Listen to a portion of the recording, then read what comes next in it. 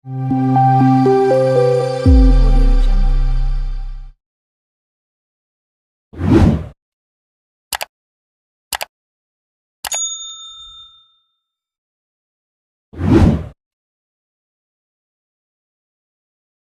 ছিল ছোট্ট গ্রাম, চাঁদপুর।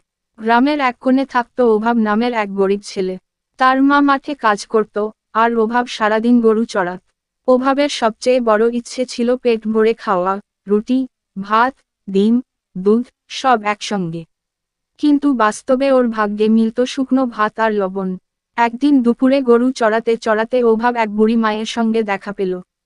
বুড়ি বলল, বাবা, তুই কি একটু পানি দিবি?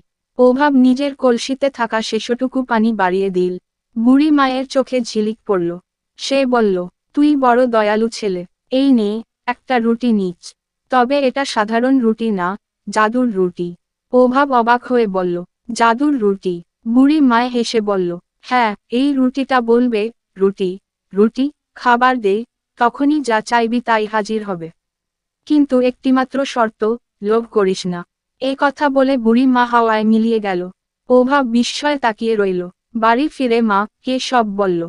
মা হেসে বলল, তুই আবার কি সব কল্পনা করছিস? তবু মজা করে অভাব বলল, রুটি, রুটি, খাবার দে। অমনি ঘর ভরে গেল গরম গরম ভাত, ডাল, মাছ ভাজা, রসগোল্লা, আর দুধে ভরা বাটি। মা অবাক, অভাব অবাক। তারা পেট পুড়ে খেয়ে নিল। পরদিন গ্রামে খবর ছড়িয়ে গেল, অভাবের ঘরে নাকি জাদু। লোভী মুন্সি আর ধুরন্ধর জালাল চাচা অভাবের ঘরে এল। জালাল চাচা কৌশলে বলল, অভাব, তুই তো আমাদের সবার ছেলের মতো, একটু রুটি দে না। অভাব বুঝল না কিছু, রুটি দিয়ে দিল। চাচারা নিয়ে গেল রুটি, আর রাতে তারা বলল, রুটি, রুটি, সোনার পাহাড় দে। রুটি ঝিলমিল করে উঠল, কিন্তু হঠাৎ বাজ পড়ল। রুটির ভেতর থেকে একটা ছোট্ট পরী বেরিয়ে এসে বলল, লোভীরা জাদুর যজ্ঞ নয়। অমনি তাদের সোনার পাহাড় ধোঁয়ায় মিলিয়ে গেল, আর দুজন কাদা পানিতে পড়ে গেল।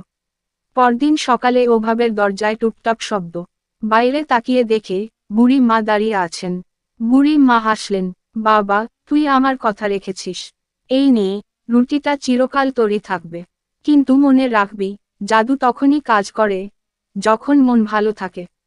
তারপর তিনি মিলিয়ে গেলেন। অভাব বুঝল, জাদু আসলে রুটিতে নয়, ভালোবাসায়। সেই দিন থেকে সে গ্রামের সবাইকে খাবার খাওয়াত, কেউ ক্ষুধার্ত থাকলে ডেকে বলতো, রুটি, রুটি, ভাগ করে খাও। আর রুটি তখন জাদুর মতো বড় হয়ে যেত, সবাই পেট ভরে খেত। গ্রামবাসী বলতো, অভাবের ঘরে এখন আর অভাব নেই।